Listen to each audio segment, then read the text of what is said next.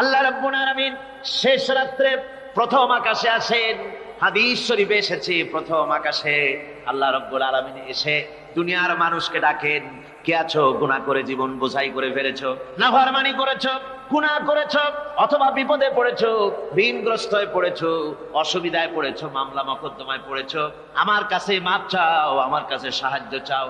এই সময় যে সমস্ত বান্দারা আরামের ঘুমকে হারাম করে আল্লাহর দরবারে কাঁদতে থাকে, তাহাজ্জুদের নামাজ আদায় করে যখন হাত তুলে কাঁদে, আল্লাহ পাক তখন এই দৃশ্য দেখে ফেরেশতাদের বলেন, ও আমার ফেরেশতারা, আমার ওই বান্দাগুলি কাঁদে কেন? সমস্ত মানুষ যখন ঘুমানো, এই বান্দাগুলি কাঁদে কেন বলো? ফেরেশতারা বলে, আল্লাহ তুমি তো ভালো করে জানো। ফেরেশতারা বলে, আল্লাহ পাক বলবেন, তবুও তোমাদের মুখ থেকে শুনতে চাই। ফেরেশতারা তখন বলবে, রব্বুল আলামিন তোমার বান্দা গুনাহ করেছে, জাহান্নামের ভয়তে তোমার কাছে কাঁদতেছে, তোমার ভয়তে কাঁদে, জাহান্নামের ভয়তে কাঁদে। আল্লাহ জিজ্ঞেস করেন, ফেরেশতারা ওরা যে আমার ভয়তে কাঁদে, ওরা কি আমারে দেখছে নাকি? ফেরেশতারা বলেন, না খোদা তোমারে দেখে নাই। আল্লাহ পাক বলেন, ওরা আমার যে জাহান্নামের ভয়তে কাঁদে, ওই জাহান্নাম তারা দেখেছে নাকি? ফেরেশতারা বলে, না আল্লাহ তোমার জাহান্নাম ওরা দেখে নাই, তোমার বেহেশত কিছুই দেখে নাই। আল্লাহ পাক বলেন, আমার ফেরেশতারা এই বান্দাগুলি আমার দোজখ দেখে নাই, আমাকে দেখে নাই, হাসর মিজান সিরাত কিছুই দেখে নাই, শুধু কোরআনের কথা শুনে, আমার নবীর কথা শুনে, আমার কোরআনের কথা শুনে বিশ্বাস করে আরামের ঘুমকে হারাম করে কিভাবে কাঁদতেছে তাকায় দেখ। আমার রহমতের দরিয়ায় জোশ মেরে গেছে, তোরা সাক্ষী থেকে যা, আমার ওই ক্রন্দনরত বান্দাগুলিকে আমি আল্লাহ মাফ করে দিলাম। আমার ভাইরা, আল্লাহ পাক বলেন, আম্মান হুয়া কানিতুন আনা আল-লাইলি সাজিদাও ওয়া কাইমা। আল্লাহ রাব্বুল আলামিন বলেন, সিজদার ভিতরে আর দাঁড়ানোর ভিতরে আমার এই বান্দাগুলি আখিরাতে আমার সঙ্গে দেখা করা লাগবে এই ভয়তে, জাহান্নামের ভয়তে তারা কাঁদে, এভাবে কাঁদতে থাকে।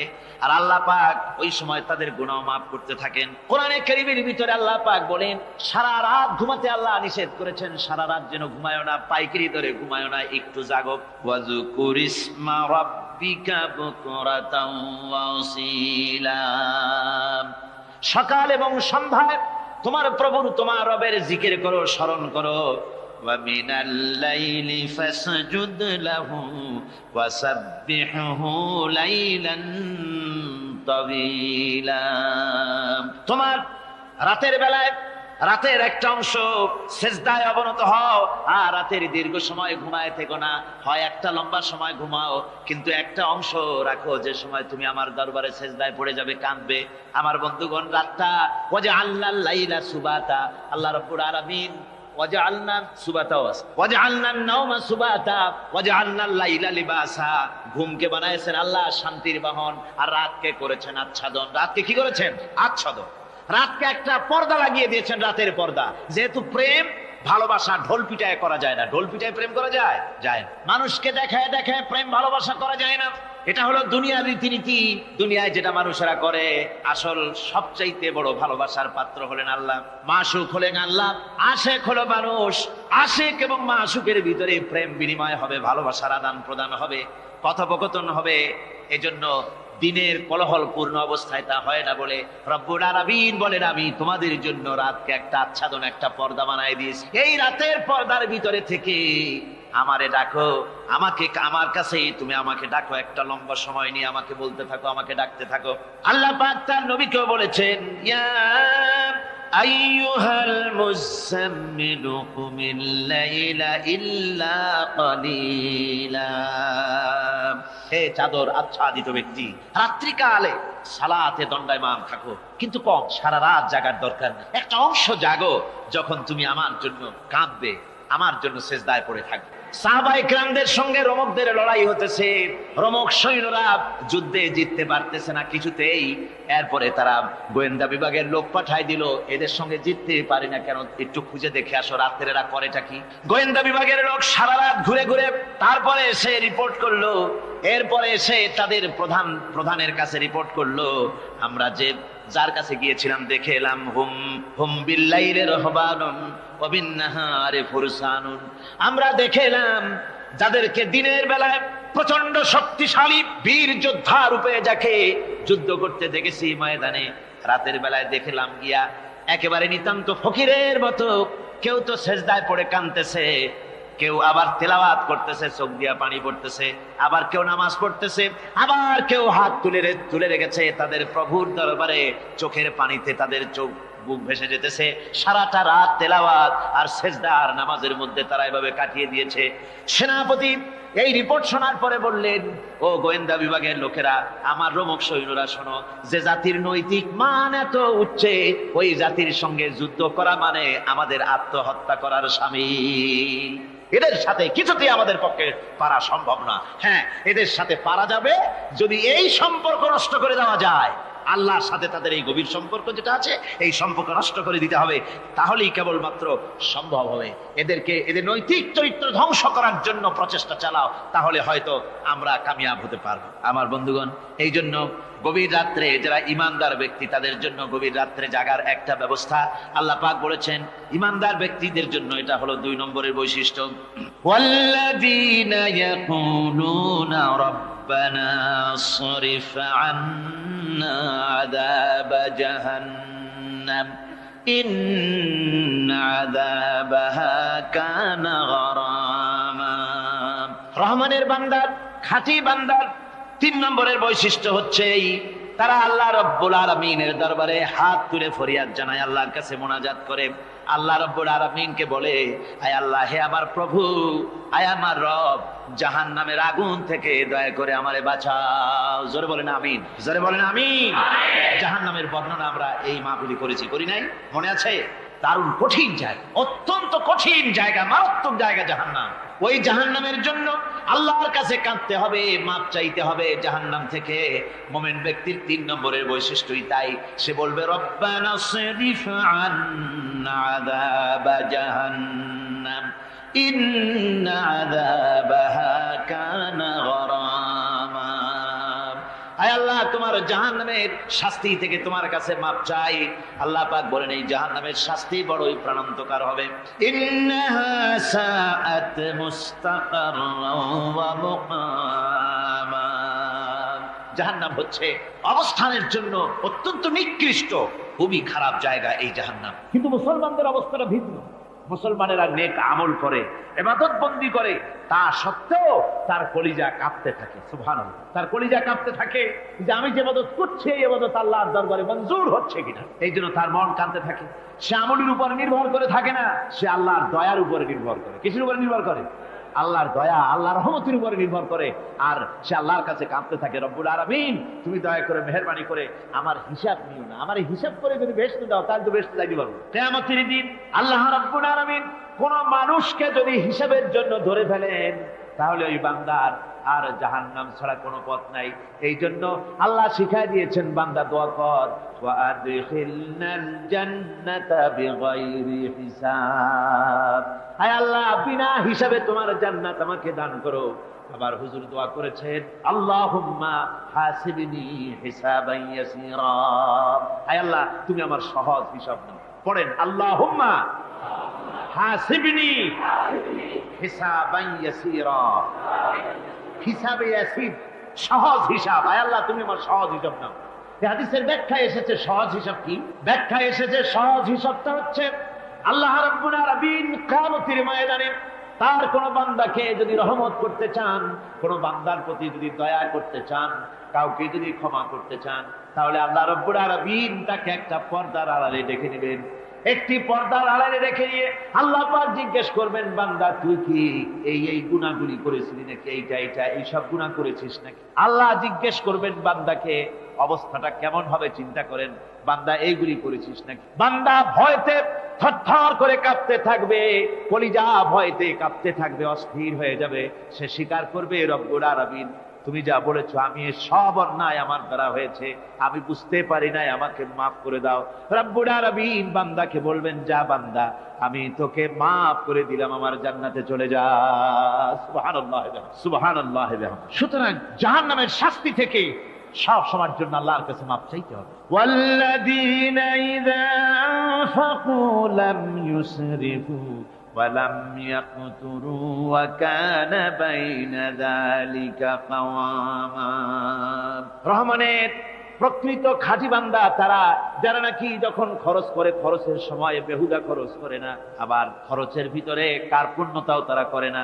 ওয়াকানা বাইনা যালিকা কাওয়ামা, এই দুইয়ের মাঝে তারা ভারসাম্য রক্ষা করে, মধ্যমনীতি অবলম্বন করে চলে। তার মানে হলো পয়সা আছে বলি এই পয়সা দিয়ে তারা মদ খায় না, জুয়া খেলে না, বিনা বাজার ইত্যাদি শয়তানি বদমাশি সিনেমা হল ইত্যাদি বানায়া পাপের বোঝা বাড়ায় না। তারা অতিরিক্ত কোনো খরচ করেন, আবার অর্থ পূজারী ব্যক্তির মতো কার্পণ্যতাও তারা করেন। দুইয়ের মাঝে তারা ভারসাম্য রক্ষা করে। এক শ্রেণীর লোক আছে মাল শুধু জমায়, খরচ টরচ করে না। কোরআন শরীফে বলা হয়েছে আল্লাযী জামা মালান ওয়া আদ্দাদা, মাল জমা করে আর গুনতে থাকে, মাঝে মধ্যে আবার টেলিফোন করে, হ্যালো সোনালী ব্যাংকের ম্যানেজার সাহেব নাকি? বলে হ্যাঁ, দেখুন তো আমার আমল নামাটায় কত আছে এখন।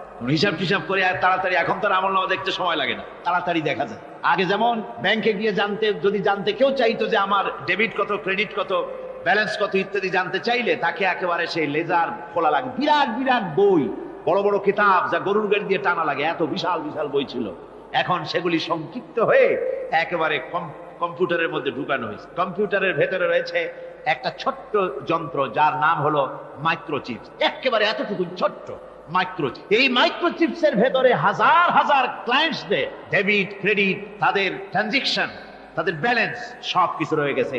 আপনি যখনই জিজ্ঞেস করবেন সে বাটন একটা দাবালো আর সাথে সাথে স্ক্রিনে এসে গেল আপনার নাম কি, বাপের নাম কি, দাদার নাম কি, কত টাকা জমা করছিলেন, কোন কোন তারিখে উঠাইছেন, হাতে কত নিছেন কত, 14 গোষ্ঠীর ইতিহাস একটা টাবে চলে আসে। তো আমি মানুষকে এভাবে বলি যে এই বুদ্ধিটা যিনি দিলেন, লোকেরা বলে তো কয় যে কিয়ামতের দিন আল্লাহ নাকি আমলনামা দিবে মানুষের সামনে হাজির করিয়া, ইমানদারের সামনের থেকে ডান হাতে, বেঈমানের পিছন থেকে কোন হাতে, বাঁ হাতে।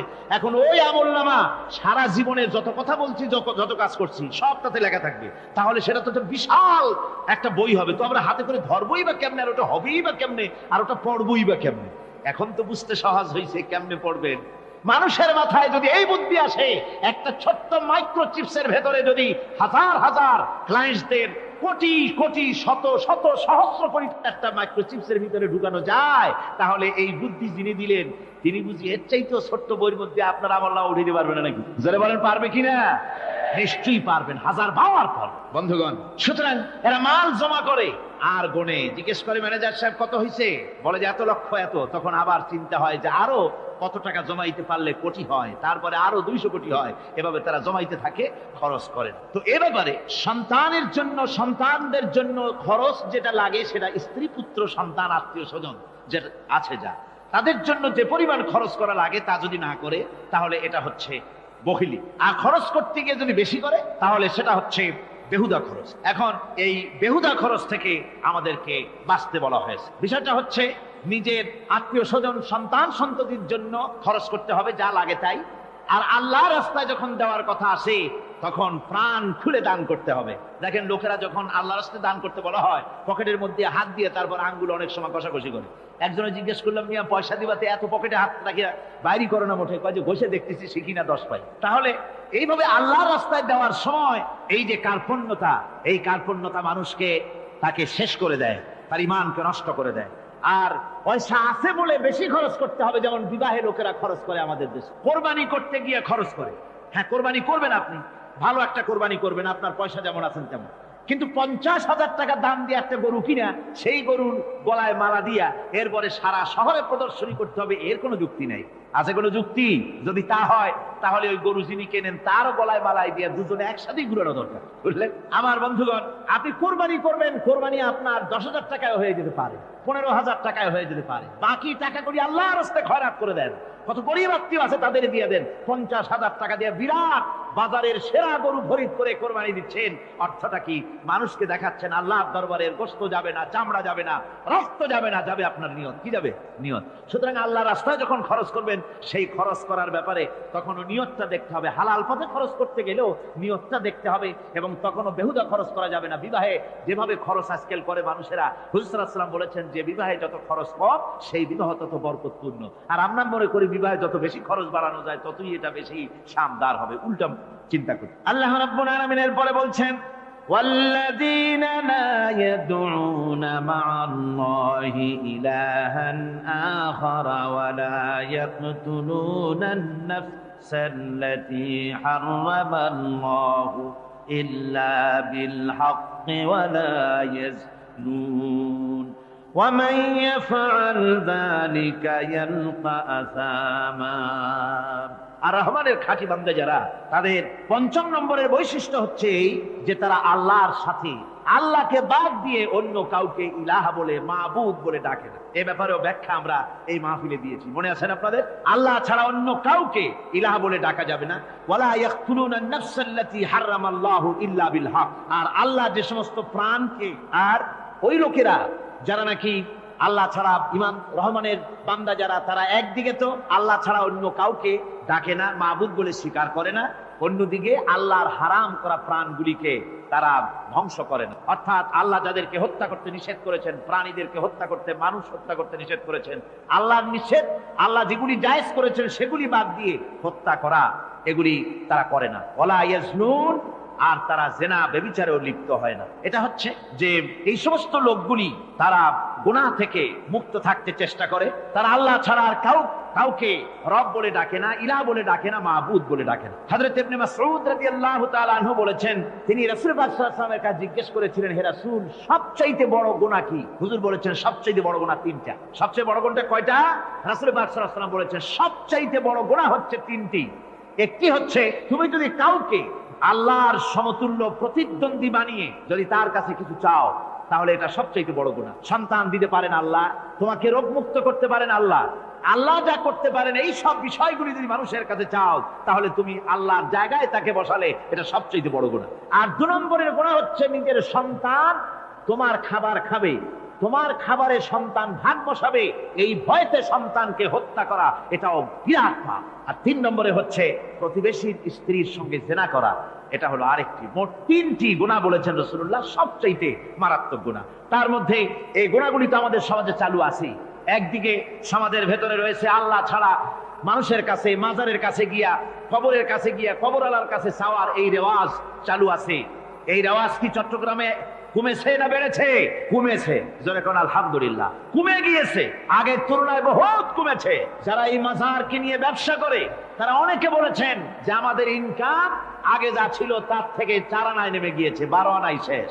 জোরে কোন আলহামদুলিল্লাহ। জোরে বলেন আলহামদুলিল্লাহ। এই মাজার পূজা থেকে বাঁচতে হবে। 2 নম্বরে রয়েছে, সমাজের ভিতরে চালু আছে এই যে সন্তান হত্যা করা, এই হত্যা করার এক রেওয়াজ চালু আছে। এরপরে রয়েছে এমনি মানুষকে হত্যা করা। কলেজ ইউনিভার্সিটিতে যেভাবে মানুষ হত্যা করা হচ্ছে, এরা জানে না নিজের আদর্শকে প্রতিষ্ঠার জন্য আন্দাজ এবং অনুমানের উপরে ভিত্তি করে জেদ করে মানুষকে হত্যা করছে। কি বলেন, করে না? আল্লাহ রাব্বুল আলামিন বলেন, ওয়ামাইয়াকুতুল মুমিনান মুতাআম্মিদান ফাজাযাউহু জাহান্নাম খালিদিনা ফিহা আবাদান। আল্লাহ রাব্বুল আলামিন বলেন, মুমিন বান্দা কি কেউ যদি ইচ্ছে করে কাউকে হত্যা করে, তাহলে তার জায়গা হবে জাহান্নাম, তার আর কোনো শাস্তি নাই, একমাত্র জাহান্নামী হবে তার শাস্তি, চিরকাল জাহান্নামের ভিতরে থাকতে হবে। জোরে বলেন নাউজুবিল্লাহ।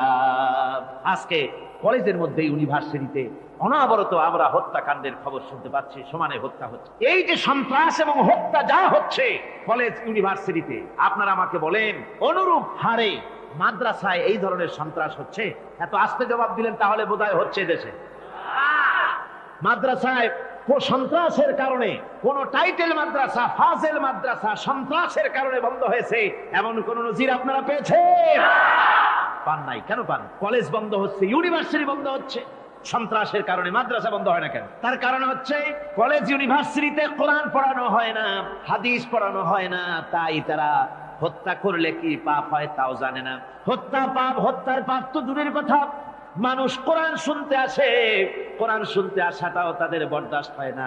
আমি জানতে পারলাম, এ মাহফিল আসার সময় জানতে পেরেছি, চট্টগ্রাম বিশ্ববিদ্যালয়ের কাছে থেকে শ্রোতৃমণ্ডলী, মাহফিলের শ্রোতারা বাসে যখন আসতেছিল, সেখানকার কিছু সংখ্যক ছেলেরা ইট পাটকেল মেরেছে বাসের উপরে, বহুত লোক সেখানে আহত তারা করেছে। নাউজুবিল্লাহি মিন যালিক। কি শিক্ষা দেওয়া হচ্ছে সেখানে? কিন্তু মাদ্রাসায় তো হচ্ছে। কেন হয় না? তার কারণ হচ্ছে মাদ্রাসাগুলিতে কোরআনে কারীম পড়ানো হয়, রাসূলুল্লাহর হাদিস পড়ানো হয়, সেখানে জানানো হয়, এই কথাগুলি পড়ানো হয়। যদি কেউ কাউকে হত্যা করে, জাহান্নাম ছাড়া কোনো জায়গা থাকবে না, চিরকাল জাহান্নামে থাকতে হবে, এই ভয়তে ওরা হত্যার ভিতরে যায় না। এই জীবন জীবন নয়, পরকাল আছে। কিয়ামতের দিন আল্লাহর দরবারে দাঁড়ায়া জীবনের সবকিছুর হিসাব দিতে হবে। এই জন্য তারা এসব জানে বলে, এসব তাদের রক্তে মাংসের ভিতরে ঢুকানো আছে বলে তারা চুরি ডাকাতি জেনা ব্যভিচার হত্যার দিকে তত যায় না যত এরা যায়। ঠিক কিনা বলেন? কলেজ ইউনিভার্সিটিতে আজকে কোরআন শরীফ পড়ানো হয় না। মাদ্রাসা এবং মসজিদে, মাদ্রাসাগুলিতে যে কারণে সন্ত্রাস হয় না, ওই কারণটা যদি কলেজ ইউনিভার্সিটিতে ঢুকানো যায় তাহলে সন্ত্রাস বন্ধ হতে পারে। ঠিক কিনা কর? আমার ভাইরা, আজ বাংলাদেশে যে কয়টা ইউনিভার্সিটি আর যতগুলি কলেজ আছে, এদেশের সাধারণ মানুষের রক্তার্জিত পয়সা দিয়েই এই কলেজ ইউনিভার্সিটি চালানো হয়, কিন্তু সেখানে কোরআন শরীফের তাফসীর পড়ানো হয় না, হাদিস শরীফ পড়ানো হয় না, হয় সব পড়ানো হয়, কিন্তু কোরআনে কারীমের তাফসীর পড়ানো হয় না, হাদিস শরীফ পড়ানো হয় না। যদি ওই কলেজ ইউনিভার্সিটির ছাত্রগুলিকে কোরআন শরীফ পড়ানো হতো, কোরআনের তাফসীর পড়ানো হতো, কলেজ ইউনিভার্সিটিতে হাদিস শরীফ যদি পড়ানো হতো, ইসলামের অর্থনীতি সমাজনীতি যদি পড়ানো হতো, তাহলে কলেজ আর ইউনিভার্সিটি গোটা জাতিকে মাস্তান আর গুন্ডা উপহার দিত না, খালিদ বিন ওলীদের মতো মুজাহিদ উপহার দিত। জোরে বলেন সুবহানাল্লাহ। আজকে গোটা জাতির চিন্তা চেতনা ধারণার বহির্ভূত সেখান থেকে সন্তান আমরা পাচ্ছি। আজকে সেখানে ছেলে পাঠাচ্ছে বাপ, ছাত্র ছেলে পাঠাচ্ছে, ছেলে লেখাপড়া করে সেখান থেকে ভালোভাবে পাশ করে আসবে, চাকরি বাকরি করবে, মা বাপের সুখের কারণ হবে। কিন্তু দেখা যায় কিছুদিন পর সেখান থেকে চলে আসে সন্তান লাশ হয়ে বাপের ঘরে ফিরে এলো। কি শিক্ষা হচ্ছে? এই শিক্ষা ব্যবস্থার আমূল পরিবর্তন হওয়া দরকার। আপনারা অবাক হবেন, শিক্ষা ব্যবস্থার পরিবর্তন হওয়া দূরের কথা, কোরআন হাদিস কলেজ ইউনিভার্সিটিতে পড়ানো তো দূরের কথা, নামাজের জন্য কোনো তাগিদ নাই। কোন কলেজে কোন ইউনিভার্সিটিতে এরকমের তাগিদ আছে যে যারা মুসলমান ছাত্র জোহরের আযান হয়ে যাবে সব ছাত্র শিক্ষককে বাই হুক এন্ড ক্রুক মসজিদে যেতে হবে, 5 ওয়াক্ত নামাজ বা জামাত আদায় করতে হবে, এমন হুকুম আছে? আছে। এরপরেও ছেলেরা যে যতটুকু ভালো আছে, ও তো বাস ভাঙছে ইউনিভার্সিটির সামনে পাইয়া, ওরা লাঠি ঠাঙ্গা নিয়ে যে দূর আসে না, এই তো কপাল। কথা বুঝতে পেরেছেন? ওদের তো কিছু শিখানো হয় না, কিচ্ছু, অর্থাৎ চরিত্র সৃষ্টি তাদের করানো হয় না। নামাজের তাগিদ নাই, রোজার তাগিদ নাই, ওজন একটা আলাদা জগৎ। যুবতী মেয়ে, যুবতী ছেলে, যুবক ছেলে পড়াশোনা করে কো এডুকেশন, সহশিক্ষায়, একসাথে যুবক পুরুষ আর যুবতী মহিলা একসাথে ওঠা বসা করছে, একসাথে পিকনিক করতে কোথায় হারায় যাচ্ছে, কি করতেছে না করতেছে দেখারও কেউ নাই। জোরে কর নাউজুবিল্লাহ। আজ তাই এক কথায় ইউনিভার্সিটিকে এদেশের একজন কবি বলেছিলেন ডাকাতদের গ্রাম। এখন শুধু ডাকাত না, মানে ডাকাতদের একেবারে আড্ডাখানা হয়ে গিয়েছে, অস্ত্রবাজির আড্ডাখানা হয়ে গিয়েছে। তাদের চরিত্র নষ্ট করার জন্য, ইসলামের থেকে তাদের মনকে ফিরিয়ে দেওয়ার জন্য বইপত্রের অভাব নাই, কোরআন হাদিসের অভাব আছে সেখানে, কিন্তু তাদের মন মগজ ইসলাম থেকে যেন ফিরে যায় এজন্য তাদেরকে বইপত্র দেওয়া হয়। যেমন সেই যুগের নাম করা কবি ছিল ইমরাউল কায়েস, খুব নাম করা কবি ছিল। তার কবিতার বই সাবায়ে মুআল্লাকা আজও পর্যন্ত মাদ্রাসা শিক্ষার, উচ্চ শিক্ষায় এবং ইউনিভার্সিটি শিক্ষায়, সেখানে আধুনিক শিক্ষার, উচ্চ শিক্ষায় সেখানে এ বই এখনো পড়ানো হয়। এই বইটির লেখক অর্থাৎ নাম করা কবির ছিল অনেকগুলি শত্রু। একদিন তার প্রাণের শত্রু তাকে ঘিরে ফেলেছে মরুভূমির ভেতরে, বলছে, তারা দুজন ছিল সংখ্যায়, বলল যে তোমাকে আমরা হত্যা করব। ইমরাউল কায়েস যখন দেখলো যে এদের হাত থেকে বাঁচার কোনো পথ নাই, তখন সে বলল, দেখো তোমরা তো আমাকে মারবে, কিন্তু একটা কথা আমি তোমাদেরকে বলি, আমাকে মারার পরে আমার দুটো মেয়ে আছে, মেয়ে দুটিকে একটি খবর পৌঁছে দেবে। কি খবর? বলে আমাকে মৃত্যু মারার পর আমার বাড়ি গিয়ে মেয়ে দুটিকে গিয়ে বলবে, ইয়া বানাতি ইমরাউল কায়েস ইন্না আবাকুমা। বাস এই কথাটুকু বলে দেবে। তো যারা হত্যা করবে তারা চিন্তা করলো যে এই কথার দ্বারা তো আমরা হত্যা করেছি, তা তো প্রমাণিত হবে না, সুতরাং মারতে অসুবিধাটা কি? তারা মেরে ফেললো। মারার পরে মরুভূমির ভিতরে তাকে গেড়ে দিয়ে এরপরে এই দুইজন লোক ওয়াদা পালন করার জন্য ইমরাউল কায়েসের বাড়ি গেছে। বাড়ি গিয়ে বলছে মেয়ে দুটোকে ডেকে যে, হে মেয়েরা, তোমাদের পিতার সঙ্গে মরুভূমিতে আমাদের দেখা হলো, তারপরে তোমার পিতা আমাকে তোমাদেরকে একটা কথা বলতে বলেছেন, সেটা হলো এই, ইয়া বানাতি ইমরাউল কায়েস ইন্না আবাকুমা। শোনা মাত্রই মেয়ে দুটি চিৎকার করে কেঁদে উঠেছে। তাদের চিৎকার শুনে আশেপাশের লোকেরা এসে জিজ্ঞেস করলো, তোমরা কাঁদছো কেন?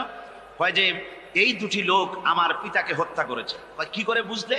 এই যে এদের কাছে আমার আব্বা একটা খবর পাঠাইছেন, খবরটা হলো ইয়া বানাতি ইমরাউল কায়েস ইন্না আবাকুমা। ওরা বলছে এতে ওরা হত্যা করেছে, তা কি করে বোঝা গেল? এর অর্থ তো হচ্ছে যে হে ইমরাউল কায়েসের মেয়েরা, নিশ্চয়ই তোমার পিতা, তো নিশ্চয়ই তোমার পিতা কি খায় না ঘুমায় না, বিদেশে গেছে, কি করে বোঝা গেল যে সে নিহত হয়েছে? মেয়ে দুটি বলছে, দেখো আমার পিতা যে কবিতার পংক্তি বলেছেন, এর দ্বিতীয় লাইন আমরা জানি কি হবে, ইয়া বানাতি ইমরাউল কাইস ইন্না বাকুমা, এর দ্বিতীয় লাইন হবে কাদ কুতিলা ওয়া কাতিলুহু লাদাকুমা, এর দ্বিতীয় লাইন হবে নিশ্চয়ই তোমার পিতা নিহত আর হত্যাকারীরা দুজনই তোমাদের সম্মুখে উপস্থিত।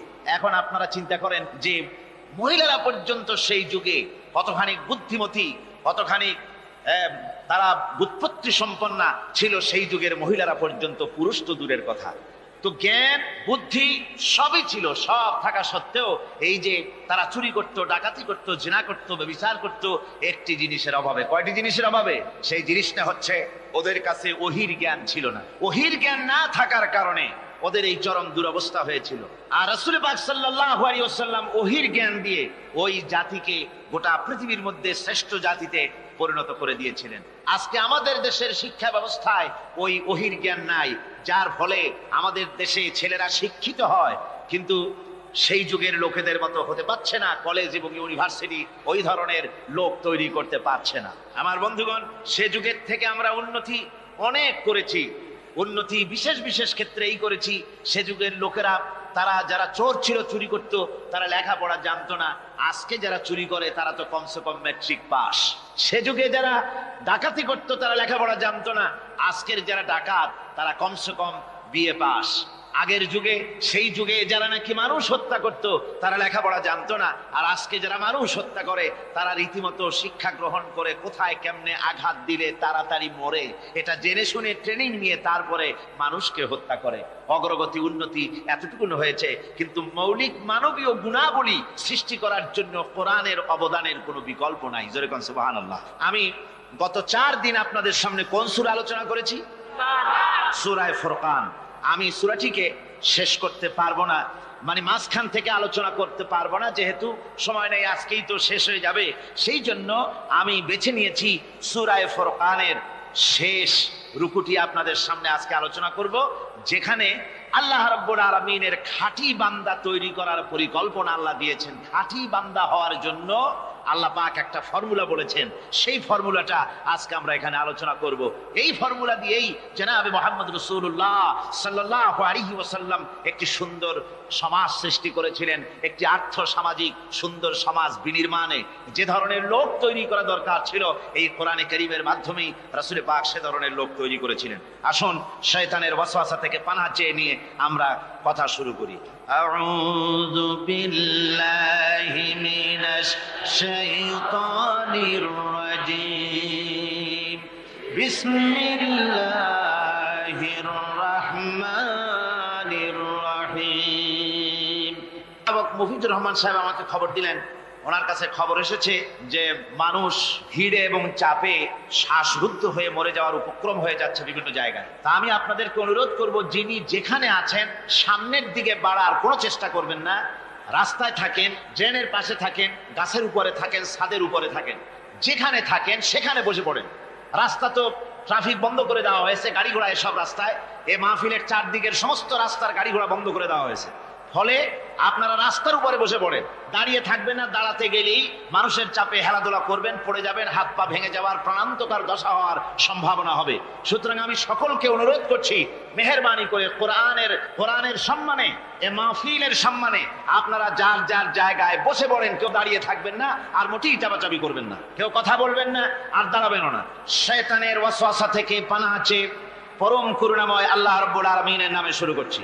তাবারাকাল্লাযী জাআলা ফিস সামাই বুরুজাও ওয়া জাআলা ফিহা সিরাজাও ওয়া কমারাম মুনীরা ওয়া হুয়াল্লাযী জাআলাল লাইলা ওয়ান নাহারা খিলফাতান লিমান আরাদা আন يذكر لمن أراد أن يذكر أو أراد شكورا صدق الله العظيم। অতীব বরকতশালী সেই মহান সত্তা, যিনি আকাশ সমূহকে বুর্জ সমূহ দিয়ে যিনি সংস্থাপন করেছেন, বুর্জ স্থাপন করেছেন এবং তাতে একটি প্রদীপ স্থাপন করেছেন, আর আলোকমণ্ডিত এক উজ্জ্বল চাঁদ স্থাপন করেছেন। ওয়াহুয়াল্লাযী জাআলাল লাইলা ওয়ান নাহারা খিলফা, আর তিনি রাত এবং দিনকে পরস্পরের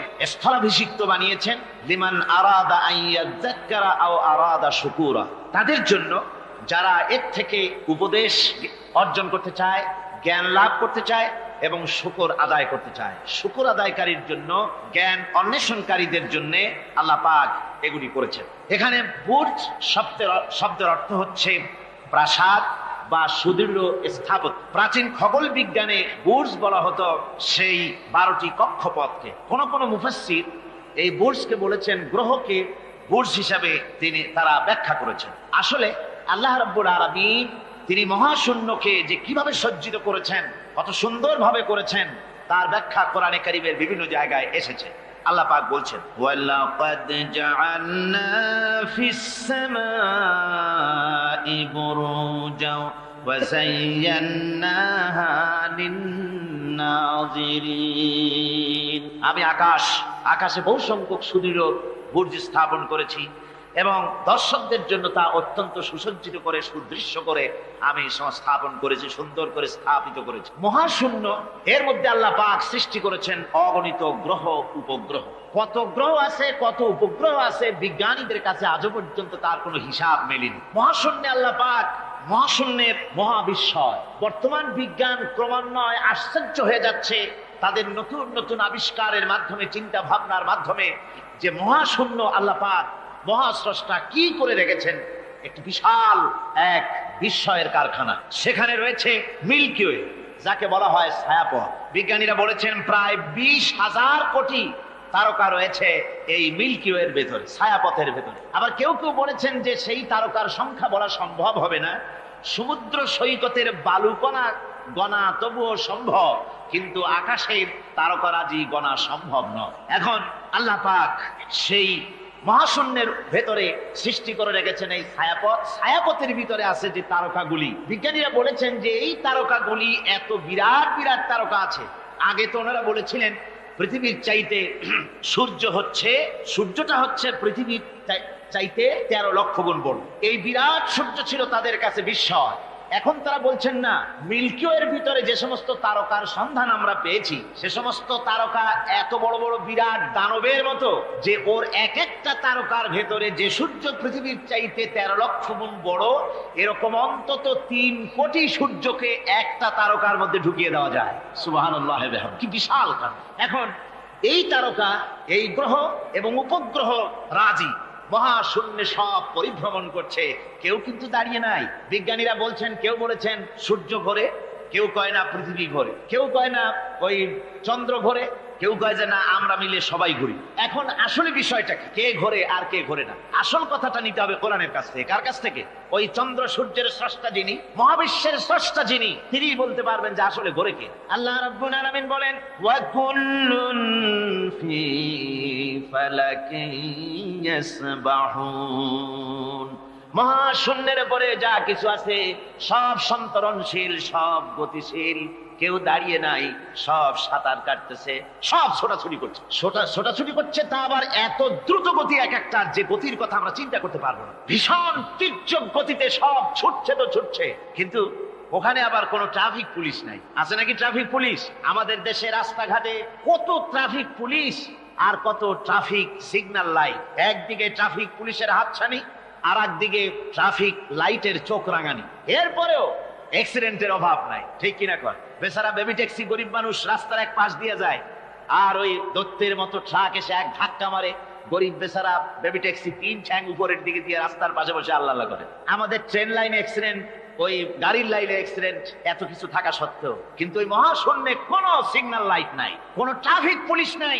এই বিশাল চাঁদ, এই বিশাল সূর্য, এবং সূর্যকে গিলে খেতে পারে, কোটি কোটি সূর্য গিলে খেতে পারে এমন তারকা, অথচ অ্যাক্সিডেন্ট নেই। আছে অ্যাক্সিডেন্ট? আল্লাহ রাব্বুল আলামিন এখানে মহাশক্তিশালী অদৃশ্য সীমারেখা সৃষ্টি করেছেন। কোরআনে কারীমে রাব্বুল আলামিন বলেন, লাশ-শামসু ইয়ানবাগি লাহা আন তুদরিকাল কামারা ওয়ালাল লাইলু সাবিকুন নাহার وكل في فلك يسبحون। প্রবল জ্ঞানী হইবে যাহারা, আপন মনেতে বুঝিবে তাহারা।